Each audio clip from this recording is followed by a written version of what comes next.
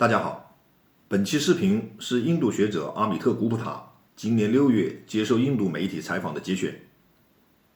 阿米特·古普塔是渥太华联邦论坛的高级顾问，曾担任美国空军阿拉巴马战争学院和桑迪亚国家实验室等顶级机构的高级教员和客座研究员，算是印度知华派中的一员吧。因为历史原因以及受地缘政治的影响，中印之间不仅在国家层面不那么对付，民间因为缺乏了解，都认为自己的民族和文化更优越，也给人感觉是互相瞧不起。印度人喜欢说我是世界上最大的民主国家，体制有优越性。中国人说你体制有啥优越的，我们 GDP 都是你5倍了，看看你们那个脏乱差，好意思吗？尽管如此，印度还是存在所谓的知华派，虽然其规模和影响力很有限。这些人通常是学者、外交官、记者、企业家或文化人士，他们通过学术研究、职业经历或文化交流，对中国有较深入的了解。你也可以称他们为务实派，当然也有人开玩笑说他们是印度战狐局的人。总之呢，他们对中国，尤其对中国经济层面的评价会更理性一些。大家如果感兴趣，后续我会再摘录一些这方面的内容。在这一段访谈中，古普塔教授批评了印度政府立场过于僵化，不能像其他国家那样，即使和中国这个经济巨头有争端，也不会影响与中国做贸易。他盛赞中国不仅仅有廉价劳动力，更有雄心壮志和大格局，敢想他人不敢想，做他人不能做的事情，感叹这些正是印度所缺乏的。我们看看他是怎么说的吧。Where the shortfalls came, number one is how you deal with China. And it seems to me that there's no sense of imagination left on how to deal with China. The positions are very rigid, and we are losing out as a country for one very simple reason, that China is the economic behemoth in Asia. Okay? So if you look at it, China has $870 odd billion of trade with ASEAN. It has about $780 billion of trade with the European Union. It has $670 billion of trade with the United States, and it's about $300 billion with the Japanese and the Koreans. And the Japanese, the Koreans, and the Chinese hate each other. But the one thing they do say is nothing gives us greater joy than to make money off our enemies. So $300 billion of trade is pretty good. India's with China's what, 130 billion or so, if I'm not wrong? There's a long way to go on that. And what all these countries say is we have valid territorial disputes with China, but that doesn't mean we can't have a trading arrangement with China. I think China's a problem. It has to be worked out. The other problem is essentially too many expectations with the relationship with the United States. So I would say those would be the two major misses. You mentioned China and trade, but I remember one of the issues that seems to be a bother is that the balance of trade is very heavily skewed in China's favor. But that applies to almost all countries that trade with China. Except parts of the EU. Possibly, yes. But how does that actually impact relationships, the economic relationship? How is that a problem? It's a problem because India sits there saying greater reciprocity. US also does that, by the way, which is why Trump put all those tariffs on China.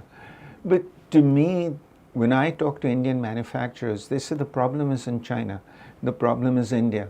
Because until your goods leave the gate of your factory, you're competitive with China. The minute they go out and all the state and local taxes and national taxes get slapped on, you suddenly become non-competitive with the Chinese. Right. So if you can solve that, India can actually compete better and probably sell more also around the world. How would you solve that? Why is it that nobody's managed to solve it so far? Oh, I wish I could answer that question. There's too many middlemen. Look, I'll give you a very simple example. Walmart wanted to buy directly from farmers and sell to people in their mega stores. That never went through because you would have cut out an entire group of middlemen who make their living by moving goods and services from one town to the other. So instead you have this awfully inflated food system, and a lot of your food rots. We are one of those few countries where 1/3 of our food just rots away because we don't know how to store it, we don't know how to move it. Yeah. I mean, I remember a Chinese gentleman telling me that, perhaps it helps if cheap labor is not the only thing, but they do have a very disciplined labor and a very subsidized kind of a labor force which allows them to produce things at a much cheaper thing, which democratic countries perhaps find it difficult to do. Would that be a correct assessment? Look, what the Chinese have is a good middle manager category. You need middle managers with certain skills which are beyond those of an assembly line worker. And if you look at the iPhone today in India, the iPhone manufacture is being done by Indians, but the middle managers, the supervisors, are Chinese. And that's the case with a number of companies. In fact, the government of India has not been giving visas to Chinese middle managers, and that's been stymieing the efforts of these companies to produce and export.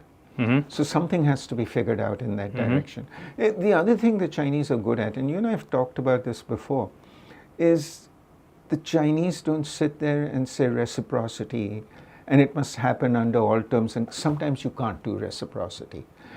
What they say is look at the big picture. And the best example of this is the aviation industry. Both Southeast Asian airlines and Southwest, meaning the Gulf state airlines, want to have more flights to India.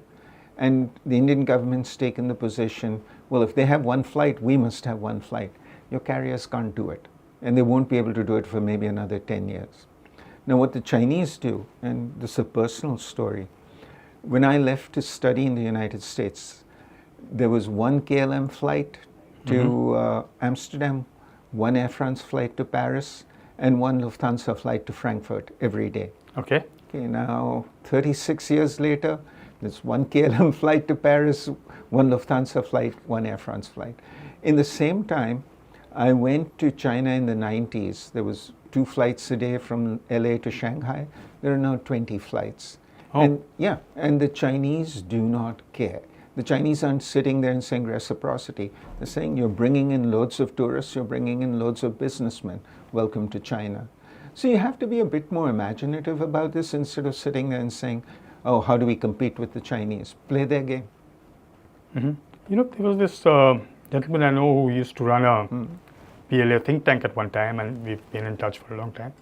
So one of the arguments that he made, and I suspect, I'm not very comfortable with that narrative, but what he said was that if India wants to be the factory of the world, China has no problems at all, because they are moving on to artificial intelligence and robotics and all that stuff. So but he said India lacks 2 things. One is the killer instinct, wherein you say everything else can go to hell, I just want to do this, and that's how it's done.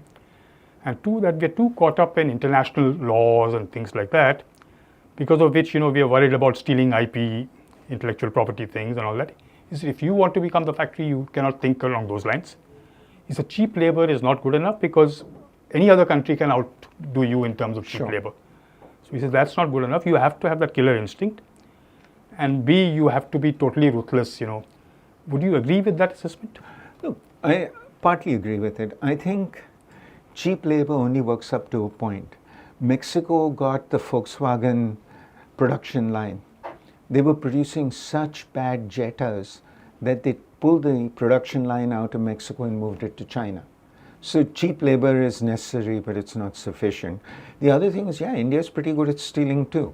I mean, if you know anybody in drugs and pharmaceuticals, ask them about some of the things where India has played some very dodgy games. And by India, I mean Indian companies have played some very dodgy games with things like patents and so on.